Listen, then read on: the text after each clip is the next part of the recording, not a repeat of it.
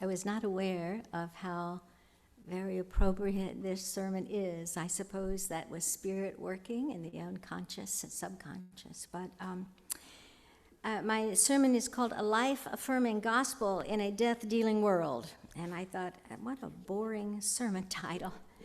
But no, after that ritual, I think that's exactly what we need to hear. So I will begin by reading for you Deuteronomy 30, 11 through 19. And in today's scripture, Moses is channeling the words of God. So it kind of is in Moses' first person, and sometimes it's in God's language. So after leaving Egyptian slavery decades before the Israelites are finally standing before the land they believe has been promised to them. But God is apparently not too confident that people will follow a righteous path after Moses dies, and he's no longer their leader. So God speaks through Moses, and this is what is said. Surely, this commandment that I am commanding you today is not too hard for you, nor is it too far away. It is not in the heaven that you should say, who will go to heaven for us and get it for us so we may hear it and observe it?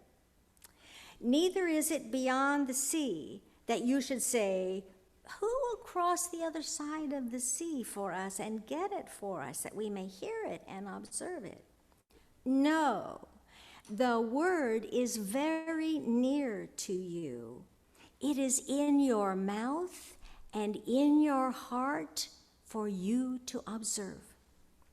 See, I have set before you today life and prosperity, death and adversity.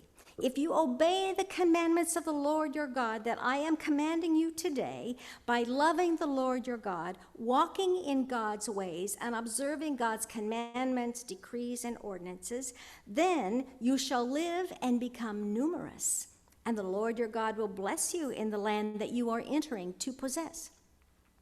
But if your heart turns away and you do not hear but are led astray to bow down to other gods and serve them, I declare to you today that you shall perish.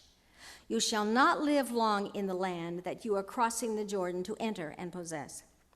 I call heaven and earth to witness against you today that I have set before you life and death, blessings and curses.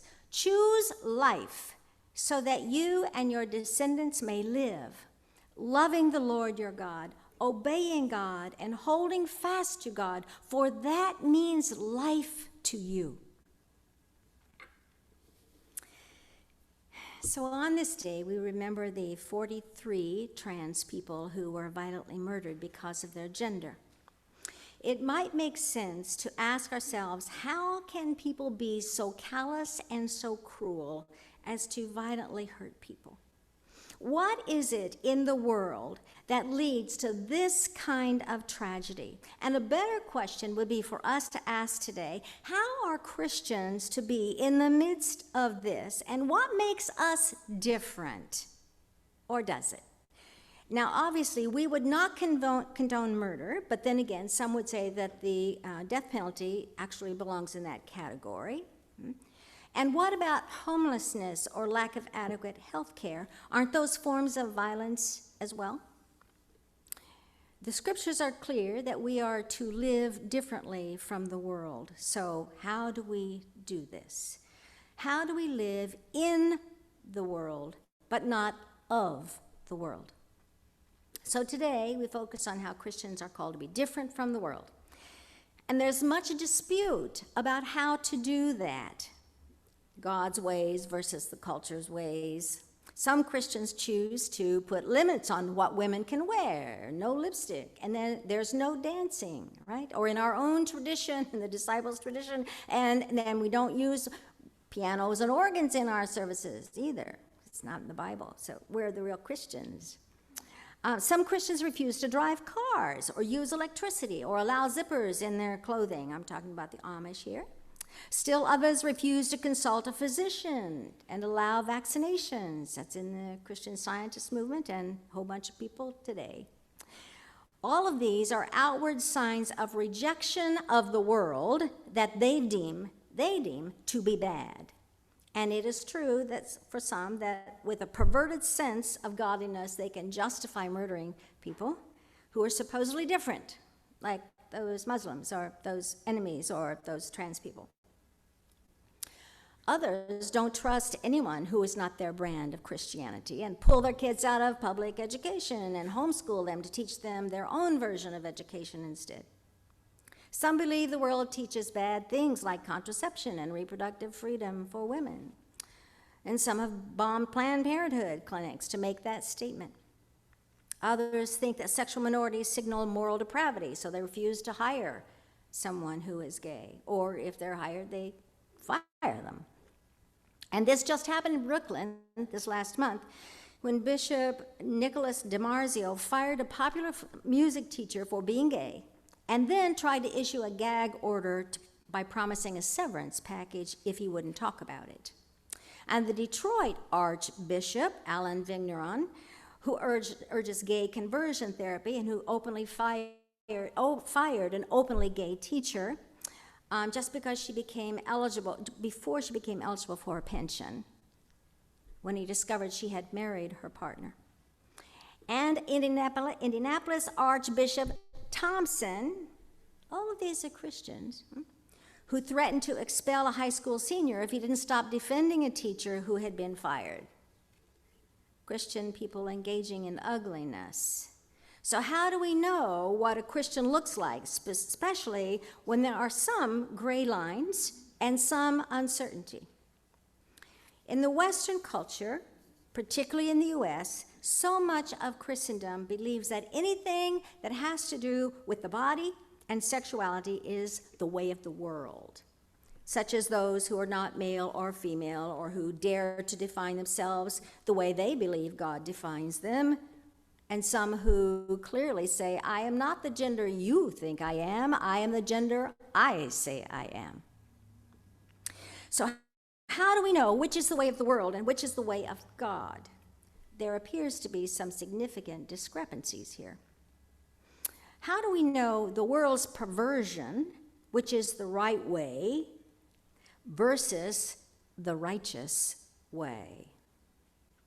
One clue is that the right way, quote unquote, will always be infused with U.S. culture. This is the way we always do things around here. So conform, right?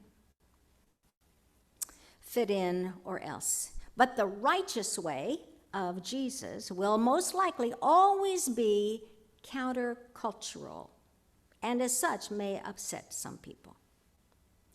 All we have to do is look at the feedback we get for daring to have out front 3 flags that show some of our priorities, being a rainbow flag, and the Black Lives Matter flag.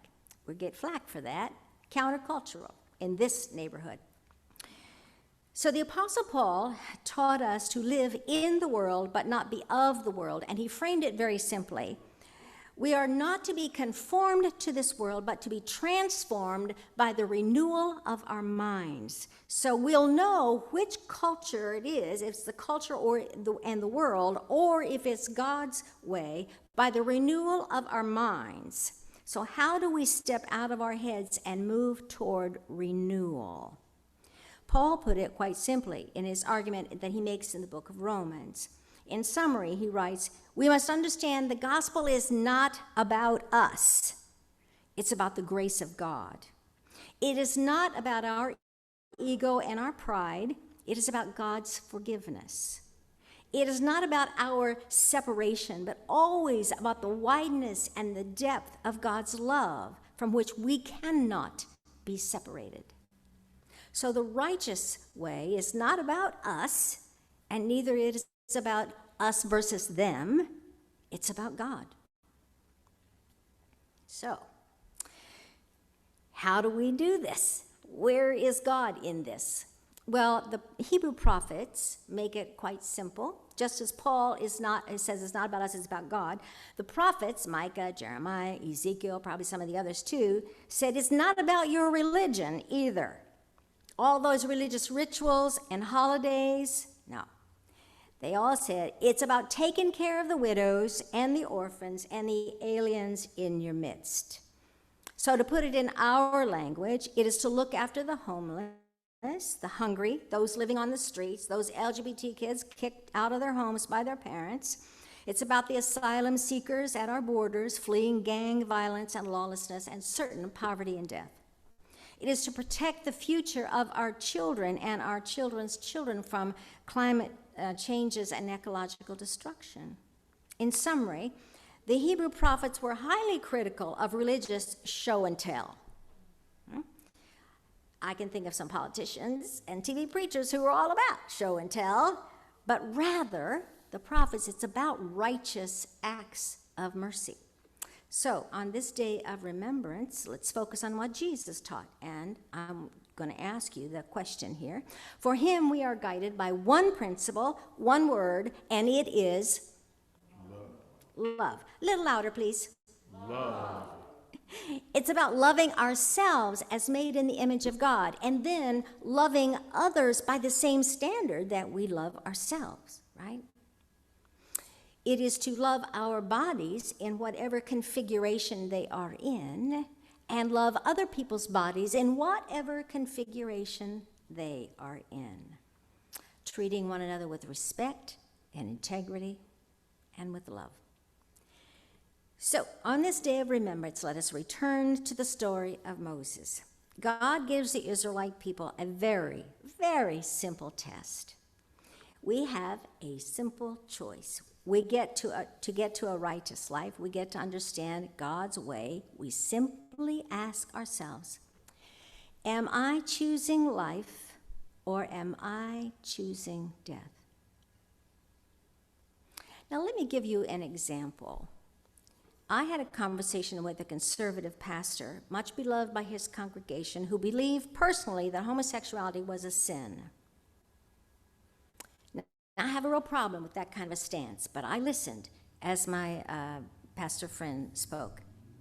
Usually people like him are unaware, or perhaps they don't even care, that that belief gets translated into pain and suffering for the sexual minority communities. It gets acted out in the loss of jobs, loss of life itself.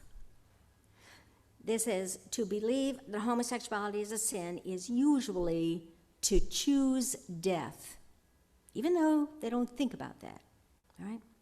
Not necessarily for them, but for others who are impacted by the results of that kind of a belief system. So before I tell you the end of the story with my pastor, let's be clear. The world has death-dealing ways. To ostracize and to shame people is to attempt to psychologically kill someone. Think about it.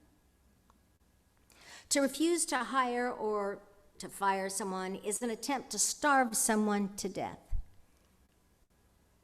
To seek wealth at the expense of the poor is to say, your life does not matter, go die. To seek a privileged place in society or focus on maintaining our own high status is to say to others, your life does not matter, go die. When we accept the worldly premise that some lives have less value than others, and some bodies are more special than others, that is to choose death. And today we recognize that this dehumanization leads to physical violence and death for trans people.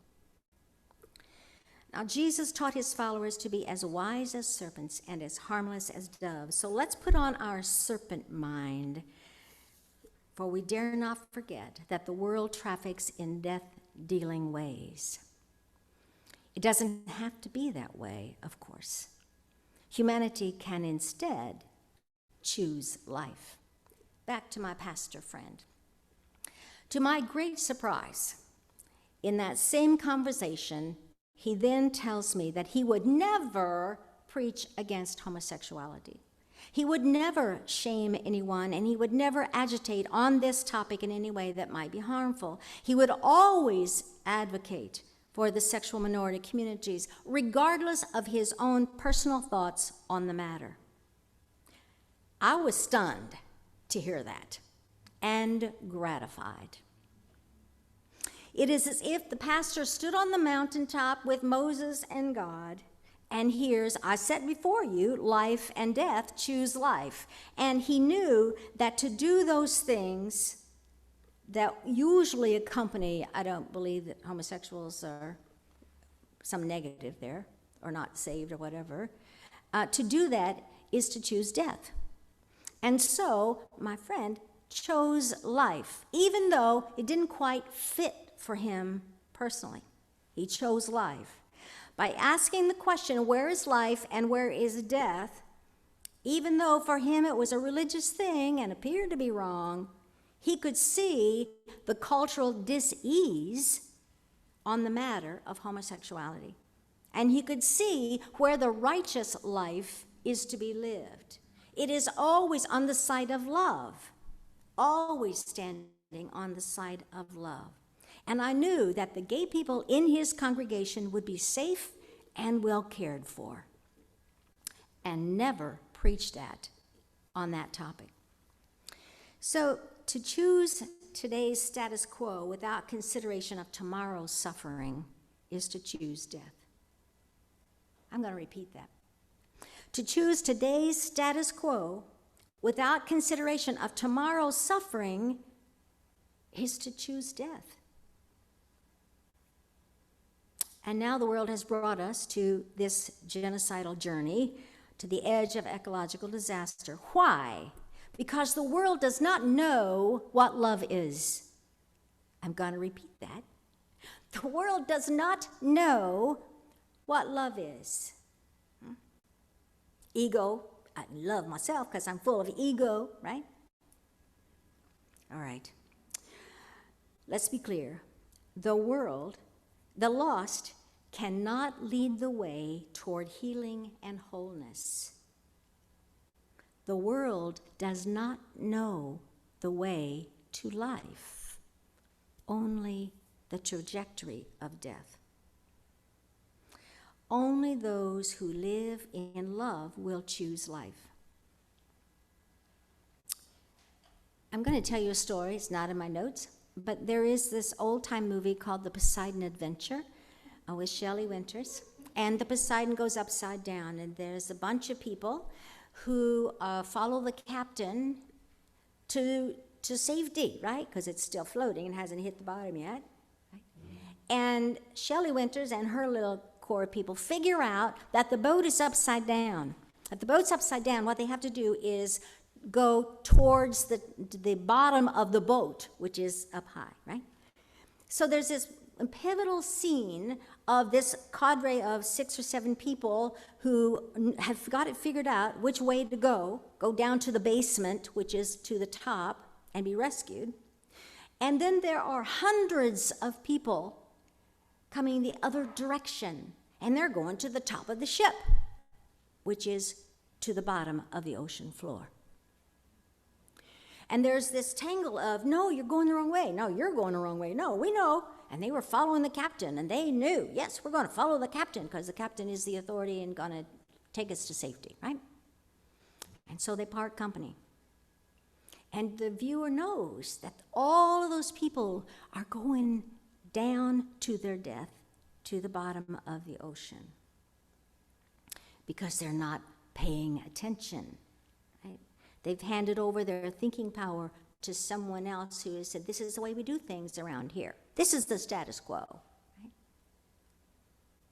The lost cannot lead the way toward healing and wholeness because the world does not know it. Only those who choose life will save us from certain death. We are the ones we have been waiting for. God's message to the Israelites and to us today is, do not choose death, choose life. It's as simple as that.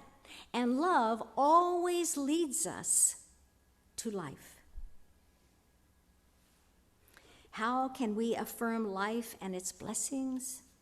by advocating with and for the marginalized, by protecting the vulnerable, by loving ourselves and others, by accepting them as they are, as God made them, and not pushing others to be like us or some other idea that we have. Every hour, every day, every decision we make is very simple. Are we choosing life or are we choosing death? The world calls us to death. Let's remember whose side we are on. Amen.